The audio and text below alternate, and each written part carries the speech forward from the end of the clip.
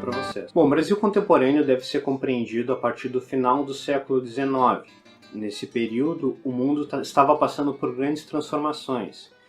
Ocorreu a Segunda Revolução Industrial, as nações europeias estavam invadindo os territórios africanos e asiáticos para constituir novas colônias, num fenômeno que se convencionou chamar de neocolonialismo ou imperialismo.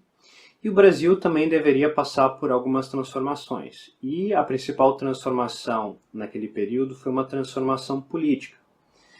Até 1889, o Brasil era governado por Dom Pedro II, o imperador. E a partir desse ano, um golpe de Estado estabelece uma república. Tivemos uma transformação política nesse ano.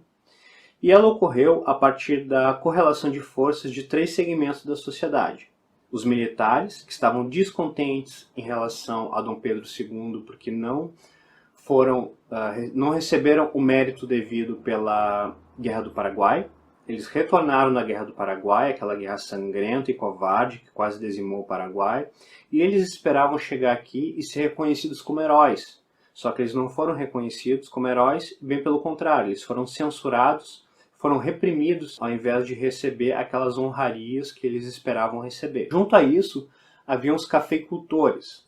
O café era a principal mercadoria de exportação do Brasil. Era o principal produto produzido no Brasil, com a mão de obra escrava, até um ano antes. E os cafeicultores eram a classe mais poderosa. Era a elite que tinha mais dinheiro e por isso ela tinha mais influência política. E eles estavam extremamente descontentes com Dom Pedro II em função da abolição da escravidão. Os escravizados foram libertos, em 1888 com a Lei Áurea, assinada pela Princesa Isabel, filha de Dom Pedro II, porque eles tiveram que ceder à pressão do movimento abolicionista, que lutou durante muito tempo pela abolição da escravidão, e também tiveram que ceder à pressão da Inglaterra, que assinava tratados que proibiam o tráfico de escravos. Então, os cafeicultores perderam a sua principal mão de obra e acabaram se sentindo prejudicados. E junto a essas duas forças existia a Igreja Católica. A primeira Constituição brasileira garantia a união entre Estado e religião. No caso, a Igreja Católica e o Império eram duas faces da mesma coisa. E esses religiosos estavam muito descontentes com Dom Pedro II, porque ele tinha se convertido à maçonaria. Isso irritou demasiadamente os religiosos da Igreja Católica, que passaram a se opor a Dom Pedro II. E essa correlação de forças acabou derrubando o governo. Então, em 15 de novembro de 1889, 600 soldados foram para a sede do Império no Rio de Janeiro e tomaram o poder. Dom Pedro II, que estava na sua fazenda, recebeu a notícia de que ele deveria sair do país e deveria se exilar na Europa. E assim começa o Brasil República. Os golpistas que derrubaram o governo imperial, eles acertaram entre eles que deveria haver um governo provisório, um governo militar provisório, que faria a transição para um governo republicano civil. E esse primeiro governo foi o governo do Marechal Deodoro da Fonseca, foi o primeiro militar a assumir essa primeira fase da Primeira República, que é conhecida como República da Espada, porque houveram 2 governos militares que antecederam os governos civis.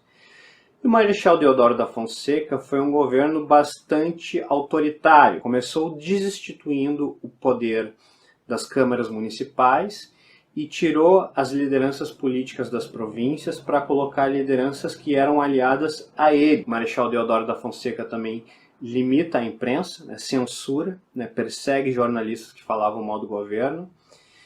E assim, nos primeiros 2 anos de governo, de 1889 a 1891, o Marechal Deodoro da Fonseca faz um governo extremamente autoritário. E o movimento republicano já pensava, logo no início, em fazer uma Constituição republicana, acelera o processo de criação de uma nova Constituição. Então, em 1891, surge a Assembleia Constituinte, onde alguns poucos redigiram uma nova Constituição, e essa nova Constituição ela trazia algumas novidades. Para entender ela, a gente tem que ver que ela é influenciada pela Constituição norte-americana. Nessa época, o Brasil tinha muita influência dos Estados Unidos e era uma Constituição federalista, né? Porque as províncias deixavam de se chamar províncias, se tornavam estados, e esses estados ganhavam mais autonomia em relação ao governo.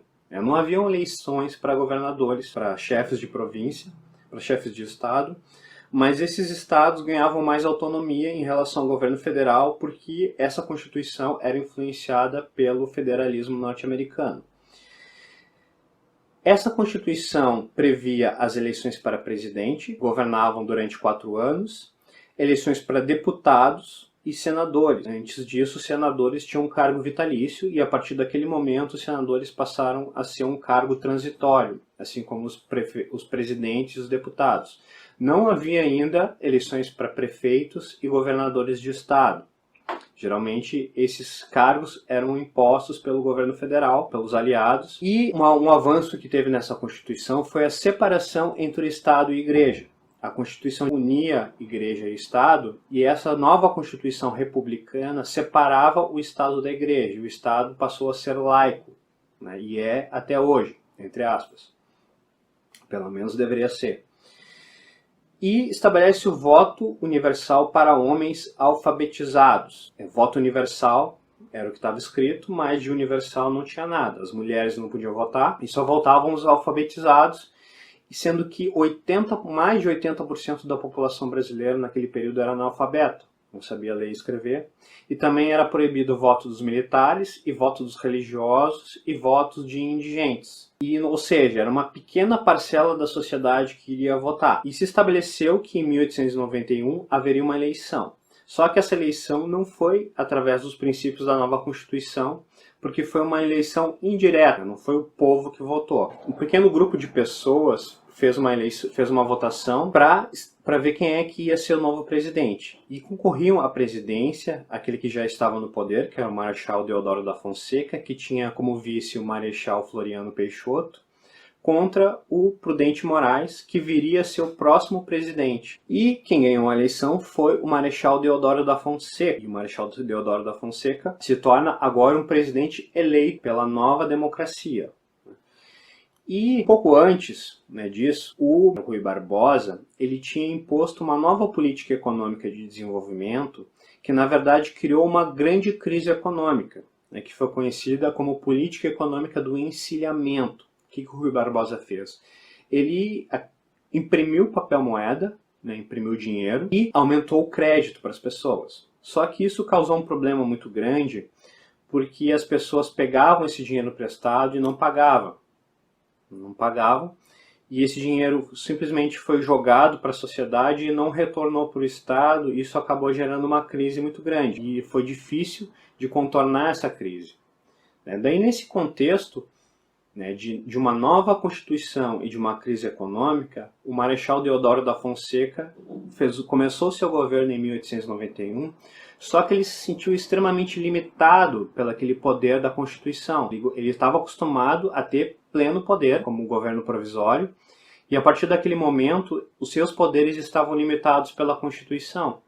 E ele não gostou nada daquilo. E começou a arrumar algumas brigas, e até que ele acabou caindo, saiu do governo e assumiu o seu vice, que era o Marechal Floriano Peixoto, Manuel Floriano Peixoto, que governou durante 4 anos, né, de 1891 até 1895, e ele era tão autoritário quanto o Marechal. Ele arrumou muita briga, muita encrenca, né? Por quê?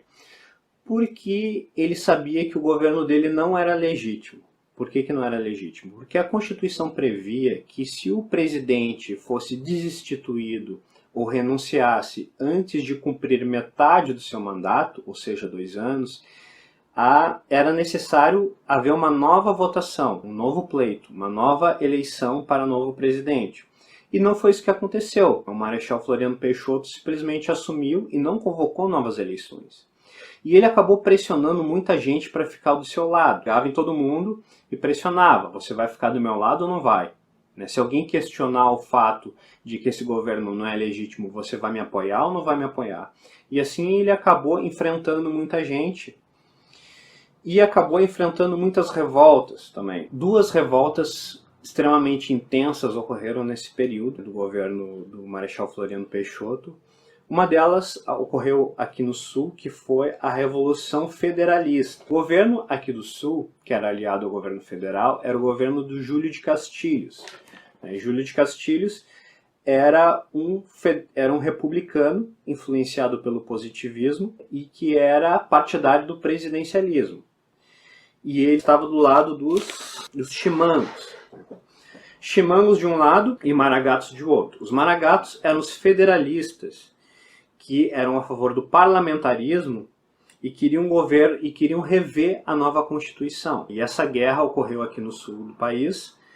Foi uma guerra que durou 3 anos, muita gente morreu, e as tropas federais acabaram dominando os revoltosos. Os chimangos venceram os maragatos, e o Marechal Floriano Peixoto, no final, os maragatos tinham perdido e haviam 185 maragatos presos, rendidos, e o Marechal Floriano Peixoto mandou matar todos os 185 prisioneiros, numa atitude extremamente autoritária que era bem característica dele. Ele ficou conhecido como Marechal de Ferro. E ele tinha o aval da elite cafeicultora, que era quem dominava a economia. Como ele era um sujeito de mão de aço, um sujeito de mão de ferro, Marechal de Ferro ele era chamado, e ele reprimia todas as revoltas, ele tinha o respeito de quem dominava na economia, que eram os cafeicultores. E ele enfrentou uma outra revolta também, que foi a revolta da Armada, porque a Marinha ela se sentiu extremamente descontente com o governo republicano, porque ela perdeu o poder. No período imperial, a Marinha tinha um poder maior do que o Exército. Naquele tempo não existia aeronáutica, porque não existia nem avião. E a Marinha tinha mais influência no período imperial e o Exército tinha menos influência, tinha menos poder político. A partir da República, o Exército passou a ter mais poder e a Marinha passou a ter menos poder, menos influência política. Isso acabou gerando um certo descontentamento, uma revolta entre os marinheiros. E os marinheiros se aliaram aos monarquistas, que queriam que o Brasil voltasse a ser uma monarquia, um império. E assim ocorreu uma revolta que durou 4 anos, de 91 a 95, e essa revolta foi sufocada também, só que foi sufocada pelo presidente que veio depois. O governo do Marechal Floriano Peixoto reprimiu essas revoltas, se manteve no poder com mão de ferro, ganhou apoio das elites políticas e dos cafeicultores, justamente por manter a ordem através da imposição, através da força. E esses foram os dois primeiros governos, os 2 primeiros presidentes do Brasil, que estão dentro daquilo que a gente chama de República da Espada. A partir daquele momento, a partir de 1895, surge o novo governo do Prudente Moraes, que daí já é a República Oligárquica, que é um outro período da Primeira República, que a coisa muda um pouco de figura.